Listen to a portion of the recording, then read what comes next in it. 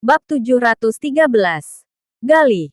Gali, yang memiliki ekspresi dingin dan tubuh yang tegap tinggi, masuk ke dalam. Kemudian, dia berkata dengan suara serak, "Pak Gary, bawa kartu namaku dan temui Erik. Katakan padanya bahwa sekarang aku sangat marah. Suruh dia cari cara untuk menenangkanku. Kalau dia nggak bisa menemukan cara, minta dia bawa anaknya ke sini." Ujar Gary tak terkalahkan dengan tenang. "Baiklah." Galih tersenyum. Bekas luka di wajahnya terlihat sedikit mengerikan. Lalu, dia pun pergi tanpa mengatakan apa-apa. "Ayah angkat. Erik sangat mencintai anaknya." "Nggak perlu karena aku." Saran Rafa. "Apa yang nggak perlu? Memang benar itu anaknya. Memangnya anakku bukan anakku." Gary tak terkalahkan memukul meja dengan keras, sehingga membuat bidak catur melompat. Namun, ada amarah yang tampak pada sorot matanya. Dia berkata, "Sialan. Beberapa waktu ini, aku hanya malas bergerak. Jadi aku membiarkan mereka. Tapi, si serangga busuk Erik ini malah berani melukaimu. Apa dia anggap aku sudah mati? Hari ini, aku akan membuat seluruh kota Majaya tahu bahwa aku hanya terluka, bukan mati." Sementara itu, di sisi lain, Adril tetap mengikuti prajurit ke koridor sambil teringat pada Zaskia. Tubuhnya bagus, payudaranya besar. Tidak, sebenarnya Zaskia sedikit membenci dirinya. Namun, Adril tidak terlalu memedulikannya. Setelah Gary tak terkalahkan sembuh, seharusnya wanita itu bisa lebih mengerti. Dokter-dokter sakti sedang rapat.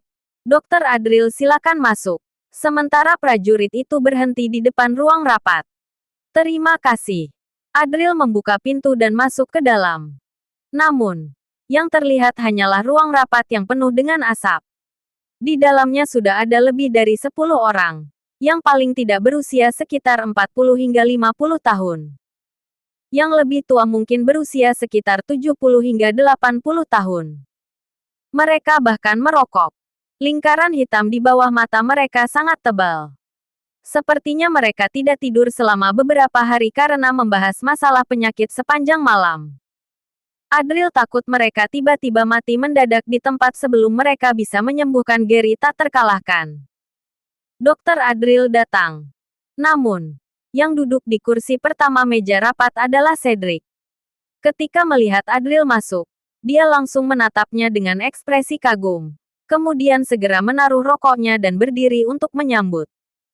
"Halo semuanya," sapa Adril kepada para dokter tua itu. Namun, ketika melihat Adril yang begitu muda, mereka tiba-tiba menatapnya dengan tatapan meremehkan. Sebagian besar orang hanya mengangguk tanpa peduli, sedangkan beberapa orang lainnya tersenyum dan mengucapkan beberapa kata pujian untuk pemuda yang berbakat itu.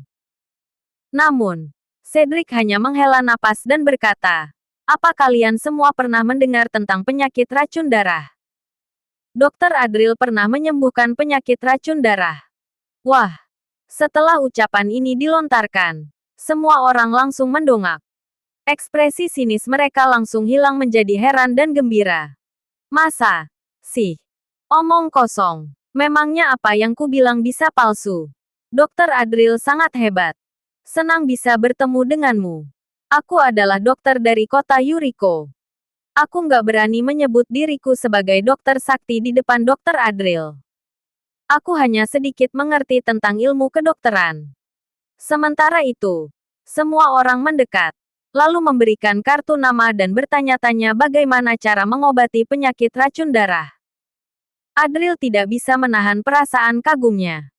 Memang benar orang yang berkecimpung dalam teknologi cenderung lebih sederhana. Para dokter sakti ini sepenuhnya mengutamakan keahlian medis mereka.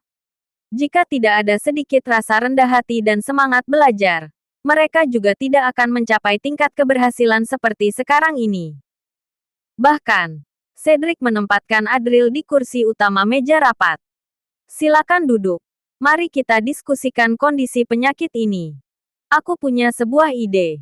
Adril tersenyum, lalu duduk dengan tegas. Dalam suasana yang penuh kegembiraan ini, Ada suara yang tidak sejalan. Kurang ajar. Kamu kira kamu bisa duduk di tempat itu? Banyak senior terhormat di sini. Baru dipuji sudah sok-sokan. Cepat berdiri.